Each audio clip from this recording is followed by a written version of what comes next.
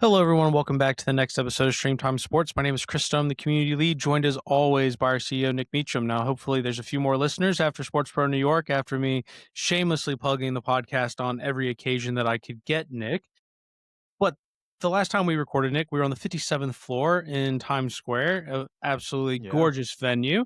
But we were in TikTok's offices, and hopefully, if people are listening, they'll have listened to that podcast release. But Nick, it got me thinking. They were talking about TikTok and content, and one of the trends that's recently come up is basically it's like, Dad, what were you like in the 90s?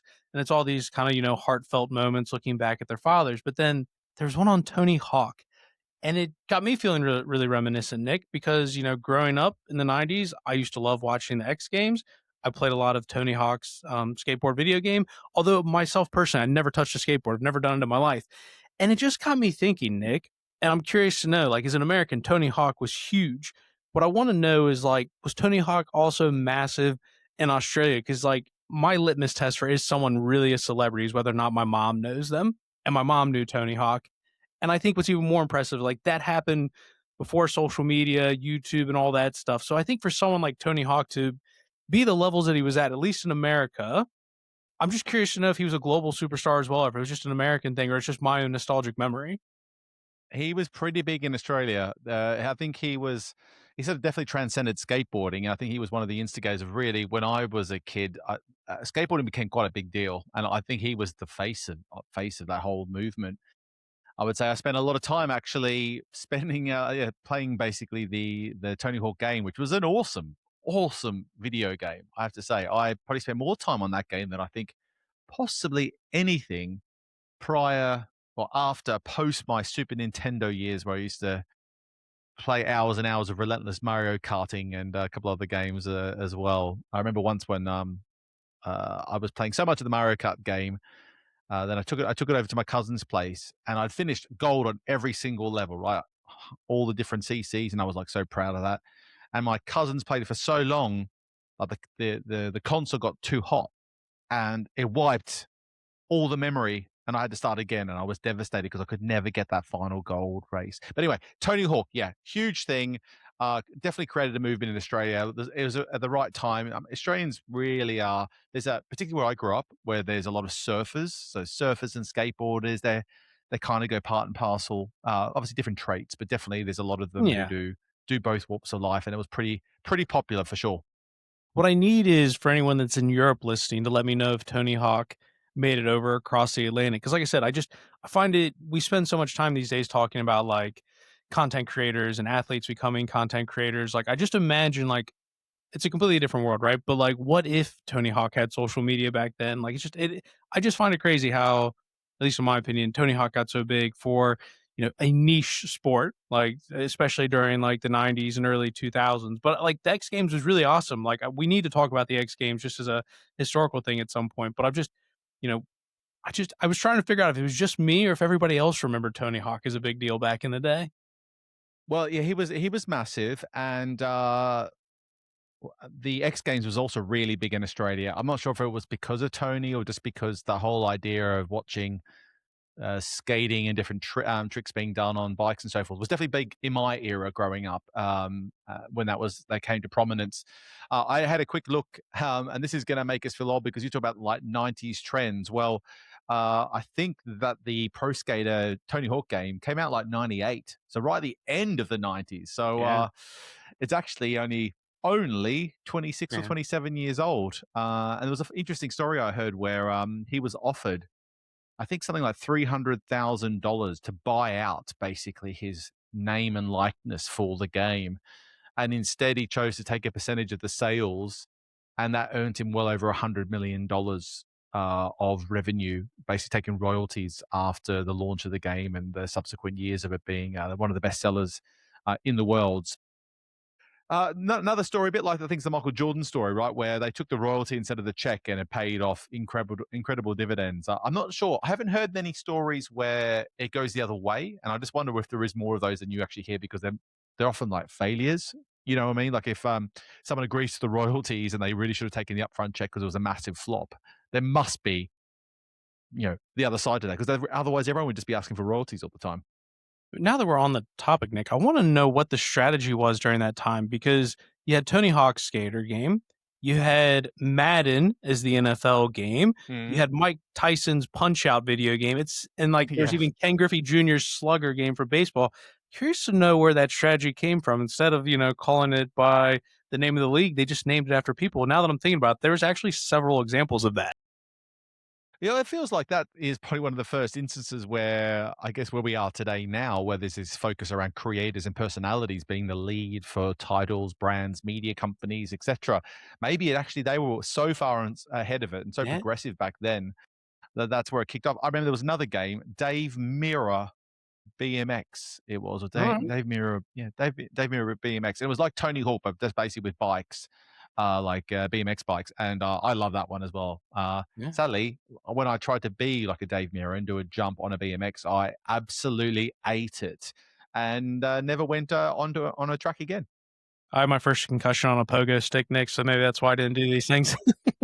All right, you win. That's one up to me for sure. I remember having to ride home, and I had like it was on a one of these sandy dirt tracks where you do the jumps, and You're just on the sinking first into the table jump, sand I harder just to went. bike. I think it was one of those subconscious things that when you get too high on a jump, for Yeah. whatever it is, like I don't know, you jump from a high level, you kind of just want to get to the ground as quickly as possible.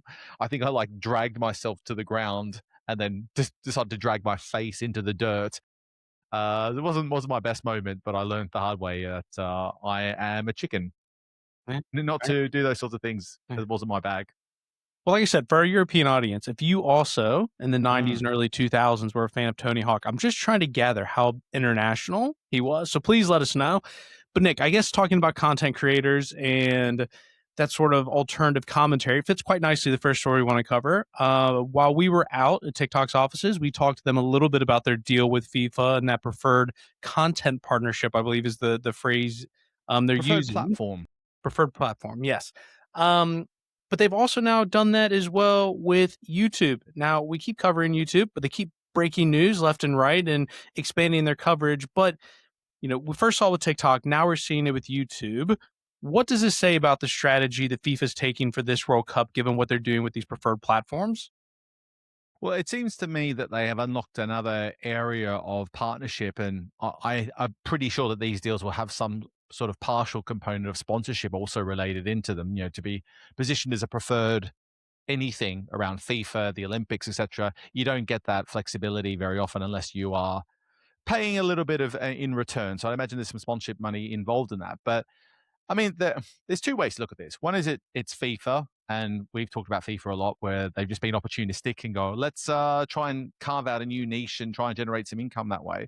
But the glass half full on this is it could really revolutionize the way the ecosystem works if it pays off. The deal in essence is they're going to be having they're allowing media partners, so media partners being the rights holders in those respective markets, to broadcast matches live for up to 10 minutes through their own requisite channels. That's obviously an unprecedented approach for any major media rights holder to do. And I'm not sure of many others that have tried it even at the lower tier, not that direct funnel approach. And obviously, one of the things we talked about with TikTok was this idea, even before the preferred platform deal was announced, this idea of creating a funnel, like we use the Club World Cup as an example, where they generate 500,000 different people going to the DAZN platform, is how effective is that funnel to drive people from the quick twitch environment that is TikTok through to sitting down and watching a long form match. And obviously, what you don't get is the follow up to that, right? Is that okay? They generated 500,000 for the Club World Cup.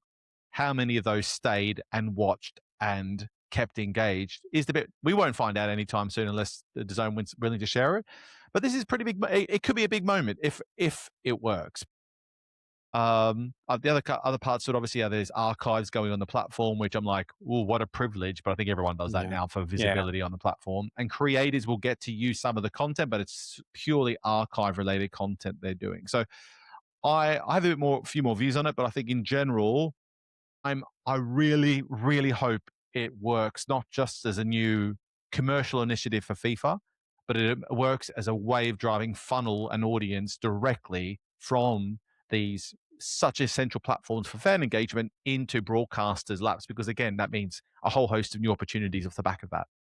Well, that's from the FIFA perspective, but perhaps from the broadcaster perspective, I imagine FIFA is going to be selling this to their broadcast partners as, hey, this is going to be part of the funnel. It's going to catch people, bring them further in. So I guess do you see that as an actual pro for the broadcasters, or are there some negatives perhaps that we're not talking about that are going to impact? Because obviously broadcasters have paid lots and lots of money for these rights. They're now having to think about how that is a part of their equation. Yeah, it's an interesting one. In short, the initial reaction I had, it's got to be positive, right? Broadcasters get the opportunity to try and drive audiences to their platform in a way they've never done before. That's got to be quite exciting. And they'll be using the live content, so they know they'll be driving audiences that are interested in live content to their requisite platforms. They get into and they're using their own channels for that. So they're building actually audiences on those respective channels. So YouTube and TikTok, they'll be able to drive followers and subscriber bases, see engagement on that platform, and then get a chance to win them over and push them onto their native offerings on broadcast. But the other side to this might be a little frightening, right? Like think about, well, what if loads of people do watch on YouTube and TikTok? What happens if they don't? Yeah. And what happens if they do, but conversion's really poor? Like the range of outcomes here are quite significant, because if loads of people do watch on YouTube and TikTok, but they can't get them across to the platform, then the argument's going to be, and YouTube will be able to say this, Yeah. hey guys, why don't you just publish the live match on our platforms and channels? And then it comes back to the monetization question again.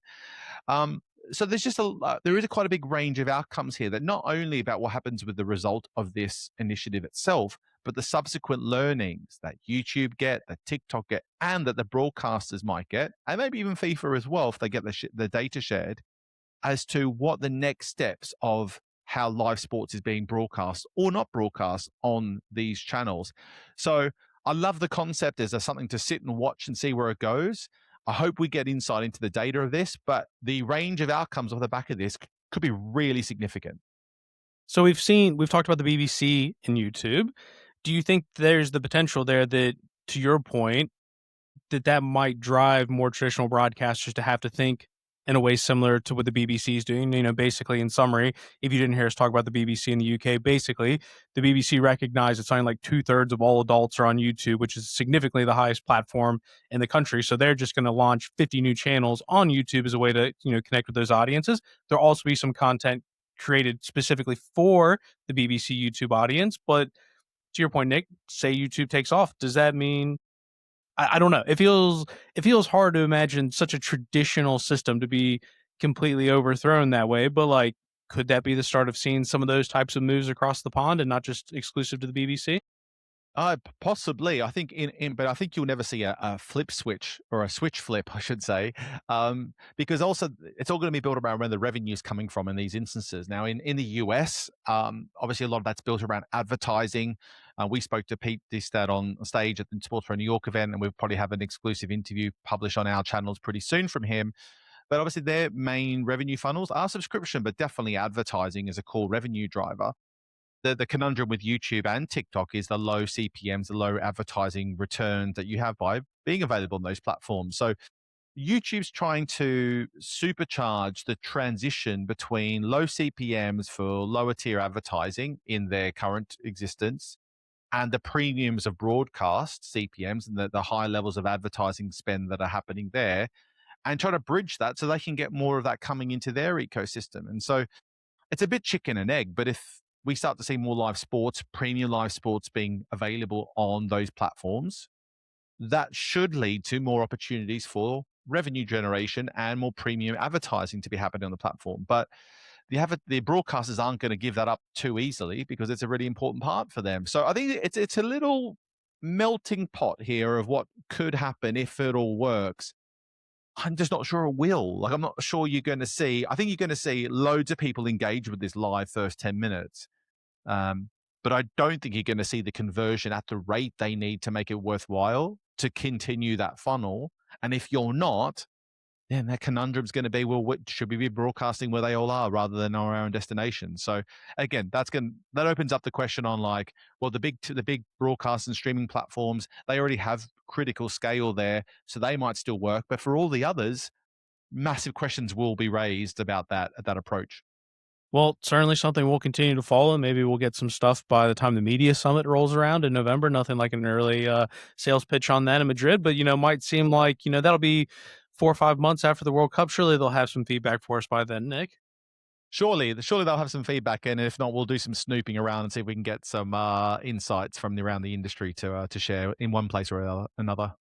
But in terms of the advertising, we'll stick with FIFA a little bit. One of the things you and I, we did a bit of a scene setter when we were in New York, talking about just trying to give the audience a little bit of context of what's taking place, not just in their market in the US, where they're a bit more familiar, but try to contextualize what's happening in Europe, where things are moving in the same direction, where things are moving in a different direction.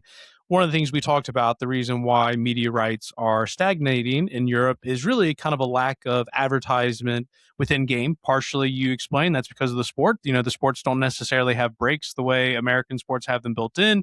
Some of the legislation around advertising, things like that. But FIFA have cleverly, I'll say the word cleverly, some people might say greedily, but that's up for interpretation, are introducing They're doing it for hydration. the athletes, Chris. They're doing it for Yes, the yes, yes, athletes, for their yes. safety. Come Well, on. well-being, yes. They are introducing hydration breaks for the well-being of the athletes who are playing a significant amount of fixtures over a small course of time during a very hot American summer, which conveniently will allow for the sale of advertisements during the broadcast. So basically, once a half, I don't think it's designated when. I'm sure it'll be typical football flow of play sort of thing. But we're now going to get basically TV breaks introduced by FIFA as part of this World Cup. So I guess Nick, how much can you really make from these ad breaks? I mean, I guess the benefit is you're going to be able to do this over a significant amount of games. It won't necessarily be a significant amount of advertisements. You're just talking about two additional ad breaks per game, but there is a lot of games, and there will be a high level of scale of those people watching. So, how big is the potential opportunity for something like this? Do you think, Nick? I think for the hydration break itself, it's not going to be a massive needle mover for the broadcasters and the streamers just yet. But for the sport of soccer or football moving forward, it could be really massive, right? Because it could open up those floodgates to allow more flexibility around what advertising is allowed in the current state of play or game of play.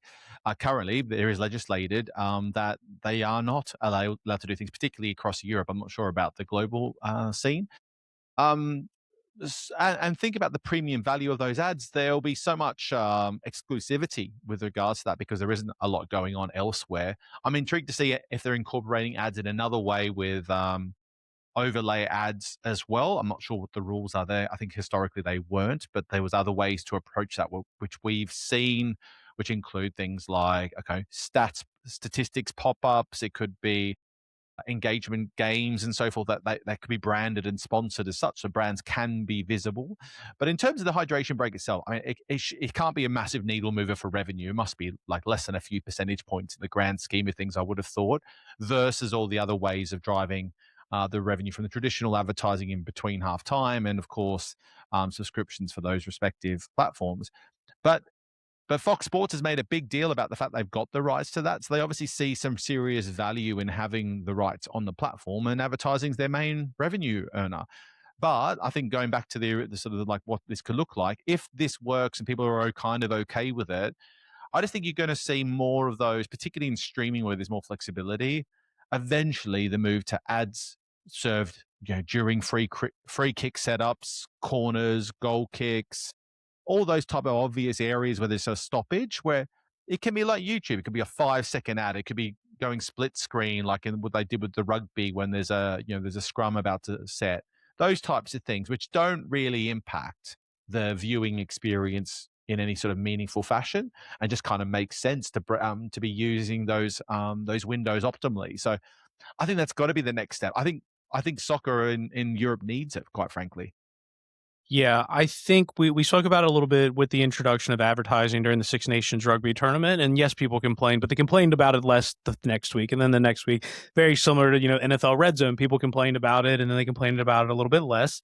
And ultimately, you just get on with it a little bit. Now, that's not to say maybe that's a little sad, but it's just what we've seen. And I guess with football, at the end of the day, like they are stagnating. They need to find a way to make money. I've seen some people feel a little bit hyperbolic or like, oh, it's going to go from two halves to four quarters. Like, we're talking about a really short break. We're not talking about a 15-minute break where the team gets together and change tactics and all that. And maybe it's not a hydration break because that makes no sense in December in the UK. But I think to your point, Nick, I feel like that momentum is starting to build and change. And I'm not saying people have to happily accept it, but I think it just feels a bit inevitable. Feels like all the wheels are moving that direction. Yeah, I think it is. Actually think, if I remember correctly, Qatar might have had some sort of hydration break because of the heat as Yeah. well, but it wasn't linked with, at least that I can remember, that was linked with anything definitive around the advertising side of things. I kind of think this might sound harsh and might piss off some part of my French, annoy and frustrate, perhaps was probably a better way to put it, some traditional soccer fans and football fans. But quite frankly, I think having those extra breaks in play kind of will give it a little bit more of a new freshen up, because I think 45 minutes plus stoppage time of a game for a new age of fan where we're scrolling away on our phones and so forth, having a bit of a break might disrupt that flow, but in a positive way, potentially. So whether it's the anecdotal addition of little quick commentary from people, from the pundits and so forth as well, that can happen in those break windows. It's not just going to be an ad fest in those breaks, no doubt. I'm sure there's going to be some additional value out of it, just breaking up an hour long window of soccer, which I think the NFL's clearly seen a lot of benefit from having that stop start nature. So maybe it won't be so bad. Yeah. Part of my French as well, Nick. It's a lot less offensive than some of the other things I see in football, whether that is the way Arsenal goes about their corner kick tactics, the way whenever I watch La Liga football, people are flopping all over the pitch. I don't know if you've seen Arsene Wenger's suggestion for a new offsides rule. Like I said, Wow. there's far more offensive things in football, I think, than potentially adding in a 90-second water break at some point in between a 45-minute half. Yeah, I definitely think that is the case. And by the way, have you seen that offside, the visual of what that looks like? Because it's what I saw a very good point on this, which is a very simple one. The same problem's going to happen. Like Same it'll problem. change the yeah, same exactly the same problem. Just the guy's going to be in front of the Yeah, where they were before, and it'll yeah, be his back arm or leg that's going to be the thing they yeah, measure from, not the front. It makes yeah, it's just going to change the way the game is. You're going to have people in yeah. front of defenders all the time, and the same problem's going to happen. I was like, if this gets approved, because I think it's is it in Canada they're actually going to trial it. Can't remember if it's the Canadian Premier League or it's like a second tier Canadian league. They are going to trial it in Canada. I just forget which level it's going to be trialed at. But yeah, to your point, I mean, come it on. doesn't change the problem. You're still going to have these moments where you have to freeze frame it. So you're just changing the measurement. You're not actually changing the problem. I think it is the Canadian Premier League, the top league in Canada, which because I think MLS obviously has a couple of teams They in do. Yeah, they have a the couple yeah. teams in So Canada. that's Yeah. technically, I guess, the second league. You could call it the first league in Canada. I wonder how these decisions are made sometimes. My gosh. I don't know, Nick. We'll leave that argument for another time and for the football purist. But Nick, we've made reference to Sports Pro New York a couple times, so we are back from Sports Pro New York. I would just say, like, this is you can say it's advertising the brand. But honestly, Nick, I thought that was one of the best events we've hosted in terms of just the vibe, the energy, just the feel around the room. I'm not always a big fan of hotel events, but like I thought the way the structure was for the event, the size of the event, the way it all kind of flowed through, the people who were in attendance. I thought it was really genuinely one of the best events we've had, just in terms of just the feel being on the ground. Yeah, I mean, this isn't definitely a sales pitch for people for events, and if events aren't everyone's bag, but I think Yeah, you got to know what you want to get out of an event, right? And I think what sometimes people lose is that like they're only measuring its value by perhaps what they hear on stage or whatnot. And I'll be honest, even like me going to this event, I'm like, oh, it's a long way to travel, it's a lot of disruption to life and so forth. But when I got there, I'm like, oh yeah, that's right. I forgot what this is like when you get yeah, to meet dozens of interesting people, new and old, and you just get so much value out of that concentration of time. You're exhausted afterwards, but it's such a great experience just to make loads of connections and just chat to people, because everyone's up for a chat. It's not like it's actually very difficult to go up and talk to people, or people come in and talk to us because obviously they see us or hear us quite regularly. But yeah, the dynamic and the buzz of that was I can't remember anything like it. I think it's a concentrated experience. 800 plus people there. Their first day was just buzzing through, from in all corners. Uh, I came away with that just feeling really good reminder of how events can be so energizing and also learning so much, but on stage and off stage. And again, another thing that people need to understand when they're thinking about whether or not they want to go to events. I'll, I'll be frank, even when we deliver a great agenda of content on stage, I learn some stuff on stage, but I learn loads off stage. You get these little sound bites, and you start putting all these things together, and you go, well, that is something that is not public knowledge, or is not really known how that operates. And you get that from all the sources and just people who might even be like a service provider, but they're providing a service to someone who's quite big. And you get to get an insight as to how that all works out. It could be the way they're working with a major league or a team, or the fact they even need that sort of service. It doesn't just have to be from the horse's mouth itself. So yeah, it was a great experience. It gave me a lot of energy. I learned loads from the conversation and you get perspective of a market. I think I walk away going, all right, I now have like a feel of what the US sports media landscape feels like. And I'll get that again in Madrid, especially around that event as well, around the media landscape and like the trends and mindset of the key stakeholders. So yeah, it was really worthwhile for sure.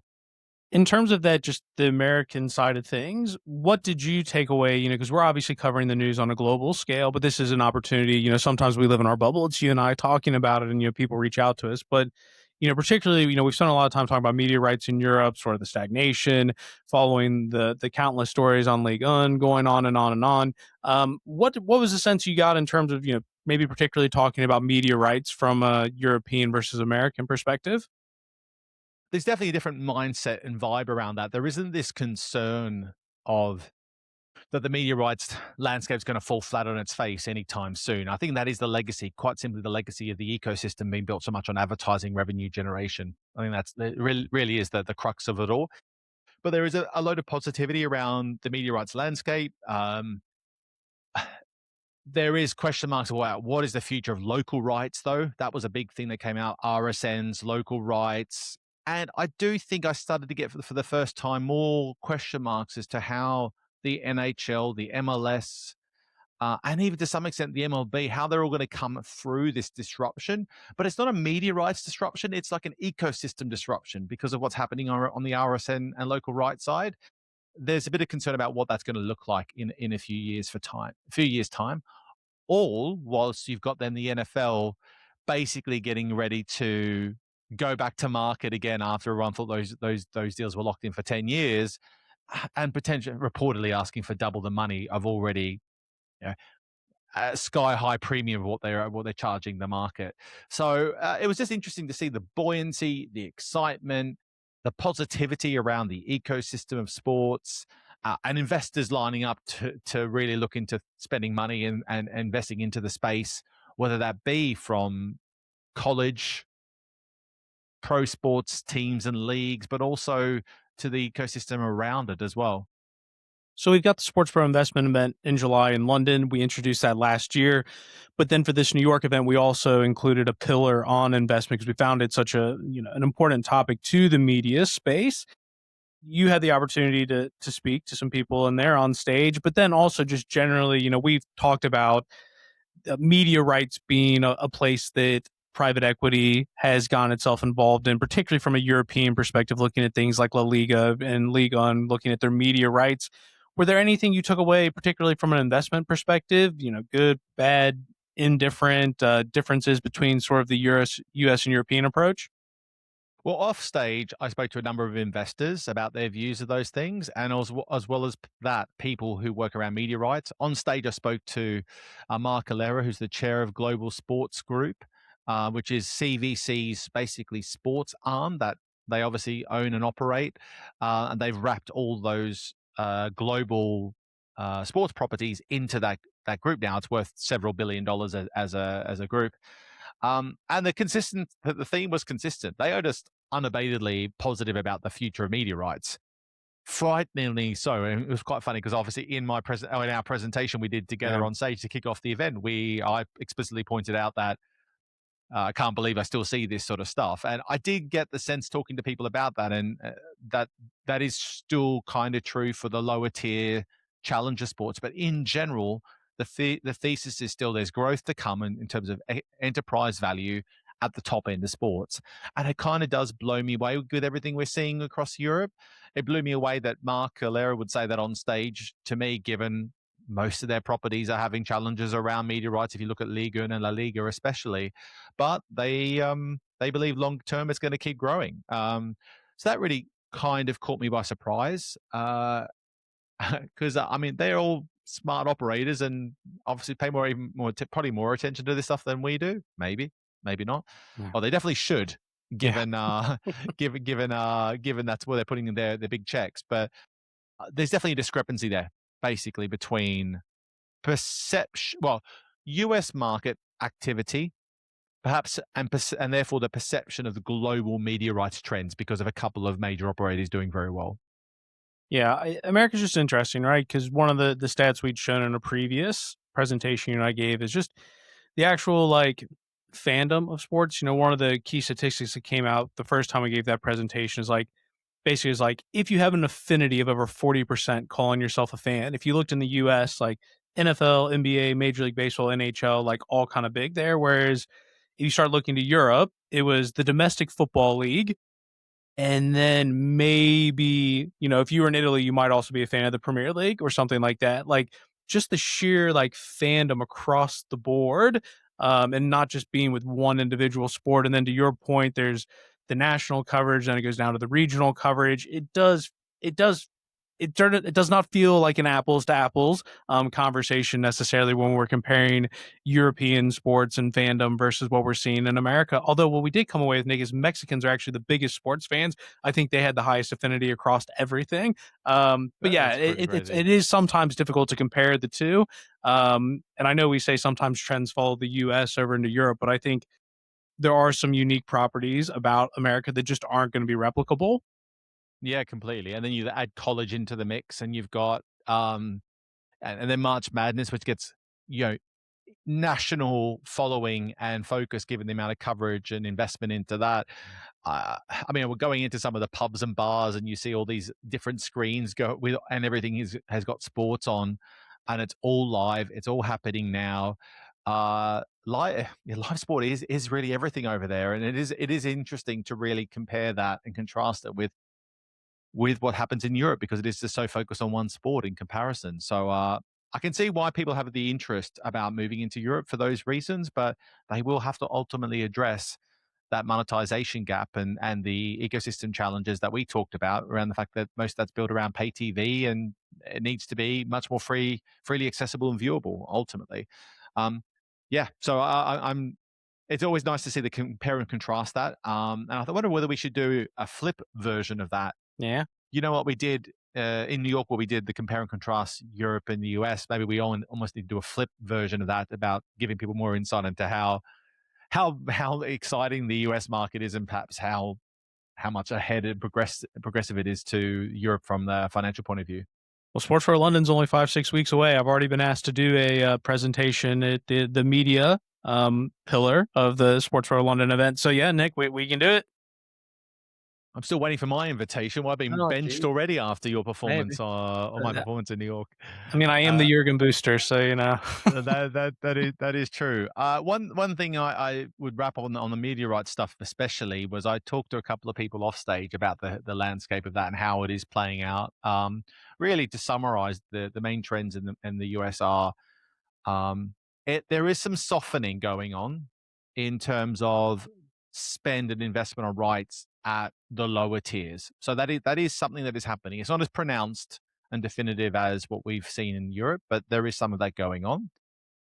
There is ultimately 5 tiers of rights deals that are still happening actively now. This is how I would describe it. One is the big check, right? One is a little check. One is free, but with covering of production costs. One is free with no cost covered at all. Just give us that content. And the other one is some still are paying for airtime because of the ability to sell the value of that reach to subsequent sponsors. And there are active, so basically, there are active deals happening of all natures right across the ecosystem in the US right now. Whereas in Europe, it is just very much you basically get a check or you don't kind of thing. There is some nuance there. There is deals of production, but it's not to the same gravity that we're talking about here. I think mainly in Europe, it's more big check. There's no one getting a little check. Basically, it's all big Yeah. checks or bust, and then it's much more at the potentially the free end. I don't know of anyone paying for airtime because of that whole ability to drive value from sponsorship and advertising. So it's nuanced. And then on the paid for airtime thing, there is some deals that are also happening where um, I think it's basically like a rev share component comes into it from the portion of like the rights owner being able to uh, sell advertising and branded sponsorship in the air time that they're getting, and then they share that revenue with the broadcaster. So I thought I'd just share that. It is just again another example of it being very mature, the ecosystem there, even for the lower tier sports. And there was a great stat I heard, which was something like 90 the amount of premium live sports now available has gone up by like 90% in 5 years. That's roughly the right stat. It not be perfect, but it gives you a sense of how premium and live sports is just keep going up and up and up in that market versus what we see in Europe. I was gonna say, get rid of that 3 PM kick out or blackout rule. Get it to us That'll and help. there. Yeah, yeah. So I guess just the last thing, just any general key takeaways or things you experienced from the event? I think for me, just like one of the things I saw, I had the opportunity to interview the VP of product management for ESPN. Obviously, they've just launched their new D2C platform. So spent a lot of time talking to them about something that is going to be as popular as that platform. How do you introduce it to market? How do you choose which features you prioritize versus what you push down later into the workflows? How do you add things without sacrificing quality of stream? Because I think sometimes you can add too much stuff and you take away from it. And then I also host our executive forums that are invite only, 12, 15 people in the room. And the thing that just kept getting pummeled over and over and over again was personalization and just how important that is going to be basically for everybody. And I think we've always spoken about personalization, but it feels like it's coming more to the forefront. There were some interesting examples. We spoke to some people where I still find it kind of surprising how I don't want to say poorly, that feels a bit unfair, but how inefficient some organizations are in terms of having their data overlap. It still seems like a lot of people have that data siloed, and it's not always easy to connect all the dots, even though they have all of the data. And then one of the really interesting examples came up, and our friend David Guinan mentioned it in a LinkedIn post, but I'll mention it anyways. Basically, someone was talking about, they were just on X and they clicked on a tweet about the weather because, the East Coast of America has been having some terrible weather. And then he said the whole algorithm just instantly shifted to just sending them all these tweets about weather. And almost we've taken personalization too far. It acts too fast, too strongly. And, Mm. having to find that balance of personalization where it is correctly serving you, but not going so far that like just because you click on something one time, it completely throws off your algorithm, becomes overly reactive. So yeah, there's still a lot of stuff that is going on there. But I heard the term personalization used countless times while we were there for the 2 days. Oh, that's interesting, and it makes a lot of sense. I think the whole notion of personalization, and like, I think everyone's expectation of personalization will be almost that personalization acts like and the algorithm, like is in the social media algorithm in terms of how a manager and like slowly nurtures, but actually even that's a very imperfect product, and that's one of the most mature levels of personalization that does exist.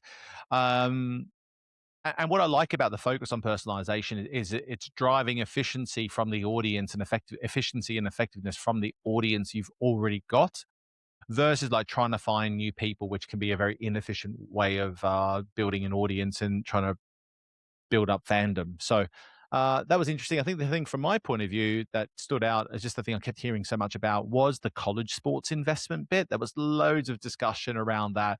And I didn't really understand. I intentionally am a little bit ignorant to college because I'm like, well, I'll focus on pro sports related stuff. But you can't deny that it is a professional industry. There is loads of money lurking around it now more than ever, not just with media rights, but also the NIL situation. And now there's investors lining up to throw money into the space somehow, some way. I just can't see how investment can again work in those types of settings. But when there's a will, there's a way, and people are finding ways to put them capital into things. But I don't really know what the outcomes would be. Like, I don't. I'm sure investing into, I don't know, a college program might lead to it improving, and then maybe you can drive some return on what you get from media rights there. But it just feels like a very murky world if investment starts to filter into the amateur world, quote unquote amateur, that is college sports. Yeah, the only thing I can even try to compare it to is Wrexham or all these second tier football leagues. I think the reality is with American sports, because there is no promotion relegation, there is a clearly finite number of teams with which you could potentially ever own. You know, every now and then you get an expansion of the league or something like that, but there's only a finite number of teams that you can professionally own in the US, which is what I think drove people to invest in European football clubs. Because when you got money and you're a bit bored, you know, what's more fun than running your own football club or your own professional sports team? And I think college sports maybe opens up that avenue where you're never going to have an opportunity to own the Dallas Cowboys. Like, it's just never going to happen. And to your point, I don't know if there's actually a way to reasonably monetize that for the amount of investment that it's going to require. But I think it's just that's the only way I can think to compare it is just all of a sudden, if you ever wanted to run a sports team, that's the only chance you got to do it. Not saying it's smart. It's just the only way I can think to compare it. Well, all I can tell you is that from looking at the influx of people we had to come to this year's event, which is a record number for us, a lot of that was driven by investors or people who work in investment. And I just know that this ain't the beginning. This is only the beginning Yeah. when it comes to investors looking at how they can extract, well, basically throw more money into the ecosystem one way, shape, or form. And my advice is always just be careful. Don't think you know more than the rest of the sports industry. The industry has been built for a reason, the way it has, and you can't treat it like a SaaS business. It won't work. It just won't work. Awesome. Well, everyone, thank you once again for joining us for this episode of Stream Time, and we look forward to catching you on the next one. Thanks, everyone.